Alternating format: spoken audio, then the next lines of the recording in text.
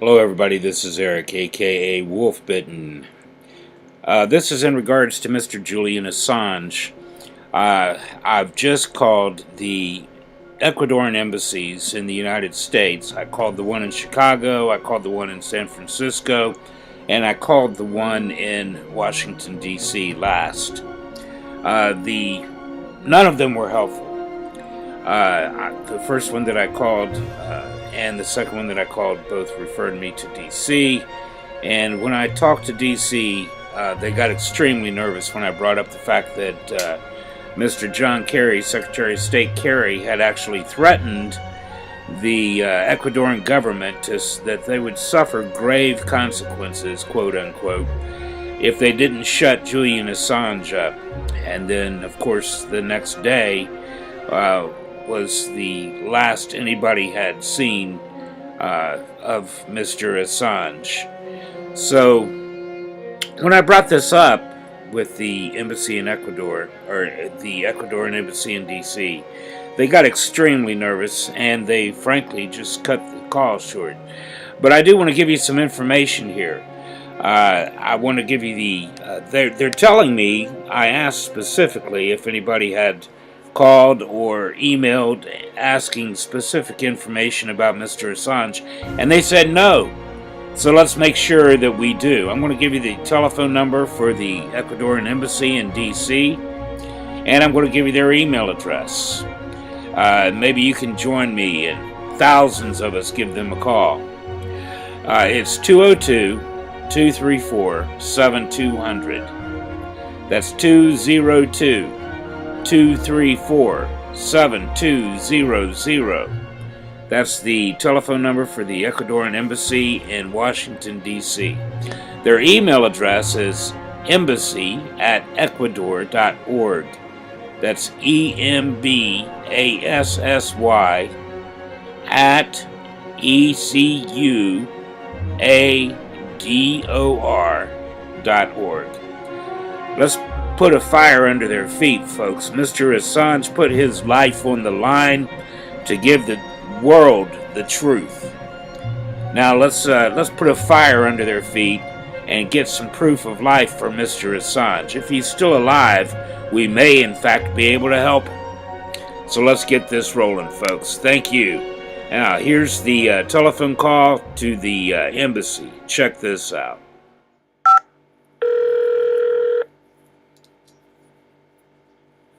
Embajada del Ecuador, buenas tardes. Hello, my name is Eric Jewell. Do you speak English? Yes, how may I help you?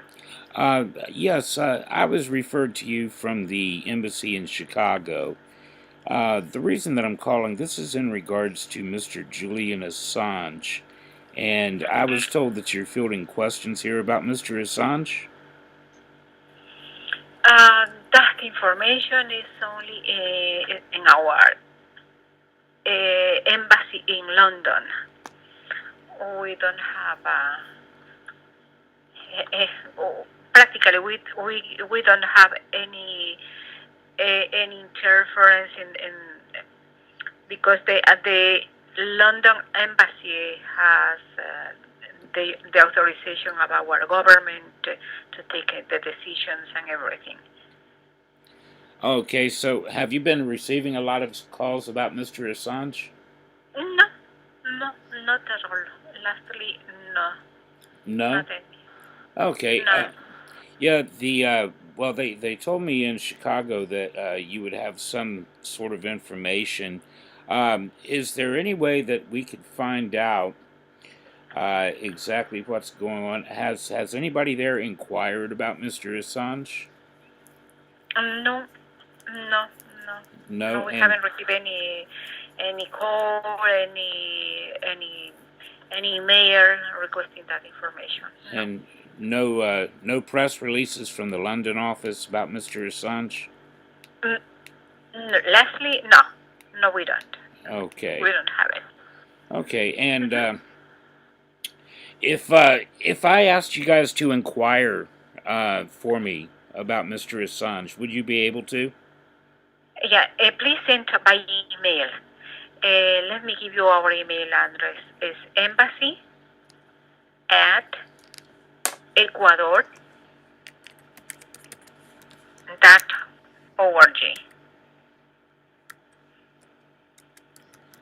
Okay, that's embassy.ecuador.org. Embassy Correct. at ecuador.org. Yes, correct. Okay.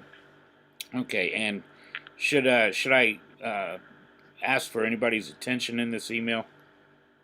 No, just address it to Embassy of Ecuador. Okay. Someone is going to take care about your message. All right. Well, I really appreciate that.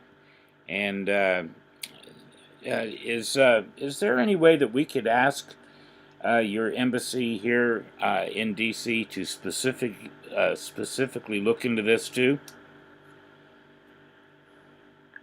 You can write everything but there is going to be someone who is going to answer, and they are going to tell you if it's possible or not. Okay. The reason that Just I'm send asking, your email. yeah, the reason that I'm asking, Mr. I understand that John Kerry sent the Ecuadorian government a threat, actually, saying that if they didn't shut Mr. Assange up, that they would pay a grave price. Sent this to the Ecuadorian government. And ever since then, Mr. Assange, it was the next day, his internet was shut down, and he hasn't been physically seen since. And he was supposed to see Swedish authorities on 2 occasions since then, and we have absolutely no way to prove that he actually has been seen by anybody physically since then. And so I understand being under threat. If the Ecuadorian government is under threat, that could be a very serious issue. So I understand there may be some sort of blackout regarding this information as well. But is there anything that we can do as American citizens to try to stand behind the Ecuadorian government and get a release of any sort of information so that we can just have proof of life that Mr. Assange is in fact alive? Okay, but send the email, please. Thank you. Thank you for calling. Thank you. Bye-bye. Bye. Whoa. So listen, everybody.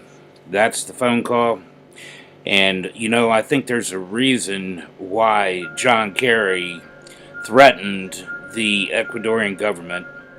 And I think there's a reason why WikiLeaks is referring us. The name that you see here on the WikiLeaks tweet asking us not to ask them for proof of life because they're not in control of his situation. They're referring us there to the president of Ecuador. I think there's a reason that they're trying to tell us something here. I think they're trying to refer us to Ecuador for a reason. And it could be that Ecuador is forced to shut this up. Maybe they're under a gag order. Maybe the entire government is under threat. Maybe their families are under threat, people. So we need to call the Ecuadorian government, call these embassies. Here's their phone number, here's their email address. Call them, email them, and let's find out what's going on with Julian Assange. We need to stand for him, people. We need to stand together as Americans and stand for Assange because he did stand for us. So let's do this. Let's get this information out. Thank you very much. I'm going to continue to pursue this every way that I possibly can. I hope you join me. Please share this with everybody that you know.